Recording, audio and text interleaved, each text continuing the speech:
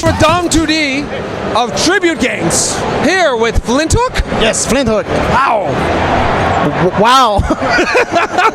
It is a game that is drawing crowds.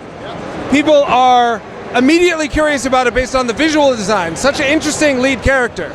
Just when you think you've seen it all, here is this ghostly, piratey, grappling hooky? In space. In space, with pirate ships. Yes. How did this idea come to be? It all started with the idea of making a game around the hook shot, and then deciding a big anchor is a cool hook shot, and then we built all this piratey thing around it, and then it's cooler in space.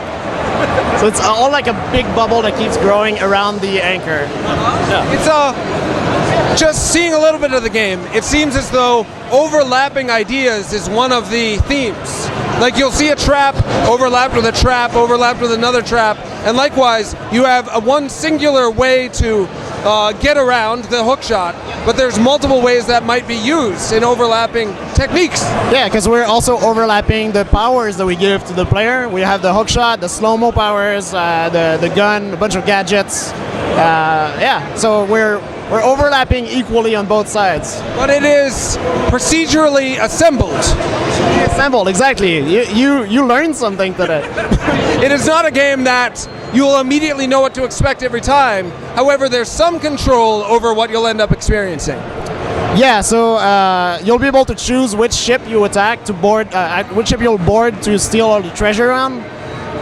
You'll have some information on like the size of it, the difficulty. Some maybe you'll know that it's in the darkness, that level, but then it has more loot, so it's an interesting choice to know which ship you're going to attack. So risk and reward, taking a chance, but there will be a payoff if you take that chance and succeed and get lucky, but it's not all luck-based. That's a really hard balance to strike, to have your handcrafted game design in there while leaving some of it to chance what the player will experience. Yeah.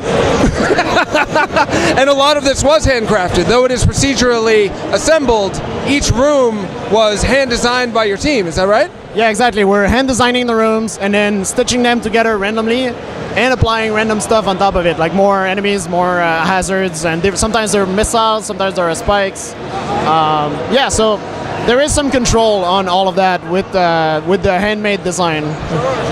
Are there like boss fights? Is there like an end game, or is it something that just goes on forever and ever, or both? You're actually hunting down a bounty while you go through the ships to steal their treasure. You're also looking for pearls, and pearls somehow will guide you in your magical compass to the bosses.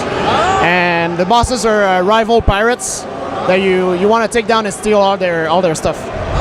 So you won't have to play a level to get to the boss. You'll be able to just, after you've assembled enough pearls or gathered enough pearls, you'll go straight to them? Exactly. Oh, cool. That solves a huge game design issue. I talked with Teddy Lee once, who created Rogue Legacy, and he said to have you fight and fight and fight and get to a boss who fights in a whole new way, it's like, how are you supposed to have learned how to beat that boss unless the boss is just based on another enemy you faced? But you can solve that problem by just being like, here's your boss. I'm really going to screw you over with this boss. It's going to be really hard, but you don't have to go through a whole level to get to him again. Well, you'll have to find the pearls all over again every time you die. Oh! And are the bosses going to be completely new experiences or somewhat based on prior enemies?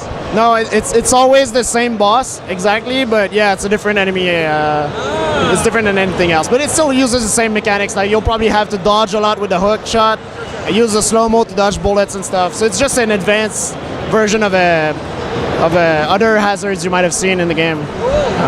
So sounds like the amount of variety will be hopefully just that sweet perfecto. Yeah, exactly, and that's why we don't know when it's going to come out, because we want to wait until we reach that sweet spot and be really satisfied with like the variety, the lack of repetition. Is that a thing you can say? Very well put.